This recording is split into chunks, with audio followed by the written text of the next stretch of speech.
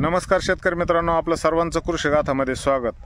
मित्रांनो, कपाशी पीक लागवड करून जवळजवळ 1 महिना पूर्ण झालेला आहे आणि याच्यामध्ये पावसाचा मधला जो कालखंड होता, काही भागामध्ये कालखंड बऱ्यापैकी पडला होता. त्यामुळे पहिली फवारणीच अजून शेतकऱ्यांनी घेतलेली नाही आहे. आता ज्यांनी पहिली फवारणी घेतलेली त्यांचं शेड्यूल वेगळं असणार आहे, परंतु ज्या शेतकऱ्यांनी अजून पहिली फवारणीच कपाशीवरती केलेली नाही, तर आता जवळजवळ आभळ चांगल्यापैकी वरून येत आहे आणि झाकण बऱ्यापैकी कपाशीवर पडलेलं आहे. त्यामुळं 100% माव्याचा प्रादुर्भाव हा कपाशीवर होणार आणि यामुळेच आपली पहिली फवारणी व्यवस्थितरित्या आपल्याला घेणं गरजेचं आहे आणि त्याच्यामध्येच पहिल्या फवारणीचं कॉम्बिनेशन व्यवस्थित असणं गरजेचं आहे, जेणेकरून आपल्या कपाशीमध्ये फुटव्याची संख्या वाढली पाहिजे.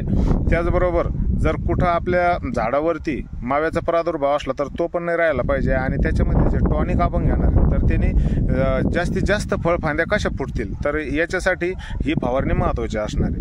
मित्रांनो, याच्यामध्येच आपल्या जमिनीमध्ये जोपर्यंत ओला आहे तोपर्यंतच आपण फवारणी केली पाहिजे, म्हणजे जेणेकरून कोणतंही औषध, कोणतंही कीटकनाशक, कोणतंही टॉनिक आपण जर फवारत असो तर त्याच्यामध्ये जमिनीमध्ये ओला असल्याशिवाय आपल्याला 100% रिझल्ट त्याचे भेटत नाहीत. म्हणजे खाली जमिनीमध्ये जेव्हा ओला असते तेव्हा पानावर जे पण आपण औषधाची फवारणी करतो तर ते पानं ऑब्झर्व करत असतात आणि औषधांना लवकरात लवकर शोषून घेतल्यामुळं त्यांचे रिझल्ट आपल्याला चांगल्यापैकी भेटत असतात. तर मित्रांनो, जी पहिली फवारणी आहे तर पहिल्याच फवारणीमध्ये आपण ओलालासारखे किंवा मग त्याच्या पुढं जाऊन भारीतले कीटकनाशकं वापरू नका, जेणेकरून सुरुवातीलाच जर आपण भारी कीटकनाशकांचा वापर जर केला तर आपल्याला त्याच्या पुढची स्टेज नंतर दुसऱ्या फवारणीला गाठावं लागणार आहे.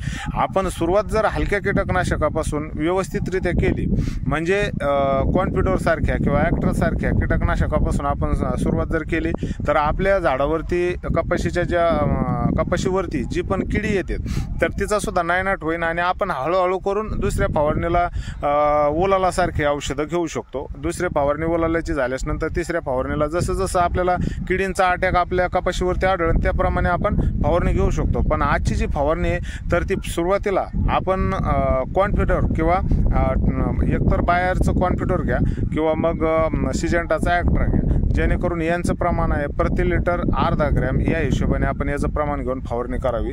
किंवा मग पंपासाठी जर म्हटलं तर 20 लिटरच्या पंपासाठी 10 ग्रॅम ॲक्ट्रा किंवा मग 20 लिटरच्या पंपासाठी 10 ते 12 ml पर्यंत आपण कॉन्फिडोरचा वापर हा करू शकतो.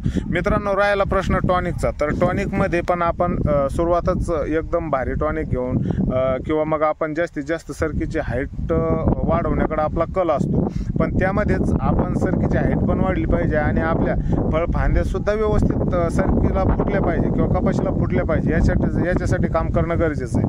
तर याच्यामध्ये एकदम जबरदस्त टॉनिक असणारं म्हणजे सिजेंटाचं क्वांटिस आहे. याच्यामध्ये 9 प्रकारचे अन्न घटक येतात आणि त्यामुळं आपल्या चांगल्यापैकी सरकीला फुटवे फुटतात आणि त्याच्यामध्येच सरकीची वाढ ही चांगल्या प्रमाणे होते. मित्रांनो, त्याच्यामध्ये जर स्वस्तात मस्त एक जर टॉनिक घ्यायचं म्हटलं तर पूर्वाचा ग्रोवर आपण घेऊ शकतो, जेणेकरून आपल्या कपाशीची हाईट चांगली होईल, फुटवे चांगले निघतील आणि त्याच्यामध्येच आपला खर्चही बजेटमध्ये राहणार. तर मित्रांनो, वरून जे आभाळाचं झाकण येतं तर त्यासाठी बुरशीनाशकाचा आपण हलक्यात म्हणजे M45 सारख्या बुरशीनाशकाचा आपण वापर याच्यामध्ये करू शकतो, जेणेकरून भारीतलं बुरशीनाशक घेण्याची सध्या काहीही आवश्यकता नाही.